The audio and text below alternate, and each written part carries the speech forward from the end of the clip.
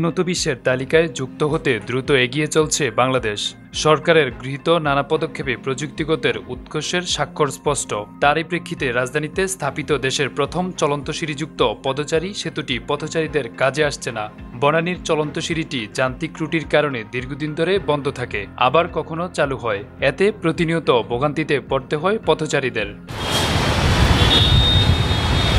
Foot overbridge ব্যবহারকারী সগির আহমেদ বলেন, আমি 4 থেকে 5 বছর যাবৎ দেখছি প্রায় চলন্ত সিঁড়িটি বন্ধ থাকে। এতে বয়স্কদের চলাচলে খুবই কষ্ট হয়। বয়স্কদের ক্ষেত্রে তো এটা অবশ্যই দরকার, তারা তো আর এই সিঁড়ি দিয়ে এভাবে উঠতে তাদের অনেক কষ্ট হয়। আর এক্সিলেটর থাকলে হয় কি, মানুষ আসলে ফুটওভারব্রিজটা বেশি ব্যবহার করে। একটু কষ্ট তো লাগবে আর কি, কারণ এটা চালু হলে ভালো। রবিবার বনানী সৈনিক ক্লাব এলাকায় দেখা যায় ফুটওভারব্রিজের দক্ষিণ দিকের 2 অংশের চলন্ত সিঁড়ি বন্ধ এবং কিছু অংশে দেখা যায় ভাঙা।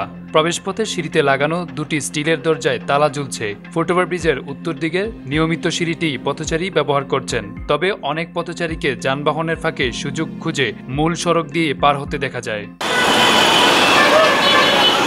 বনানীতে চলন্ত সিঁড়ির সামনে দিয়ে রাস্তা পার হওয়ার অপেক্ষায় ছিলেন লাকি আক্তার। তিনি বলেন, চলন্ত সিঁড়ির সচল থাকলে ফুটওভারব্রিজ ব্যবহারই কষ্ট হয় না, এটা বন্ধ থাকায় সিঁড়ি ব্যবহার করতে হচ্ছে।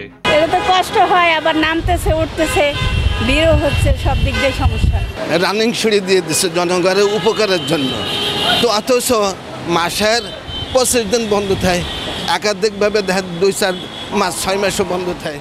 বিশ্ব ব্যাংকের টেকসই নির্মলবায়ু পরিবেশ বান্ধব প্রকল্পের আওতায় 2014 সালে বনানীর এই চলন্ত সিঁড়িটি উদ্বোধন করা হয়। তারপর থেকে খুলে দেওয়া হয় সাধারণ পথচারীদের জন্য। তবে এই সিঁড়িটি দীর্ঘদিন যাবৎ বন্ধ থাকায় ভোগান্তিতে পড়ছেন পথচারীরা। এই সিঁড়িটিকে সচল রাখতে কর্তৃপক্ষের দৃষ্টি কামনা করছেন পথচারী ও সাধারণ মানুষ।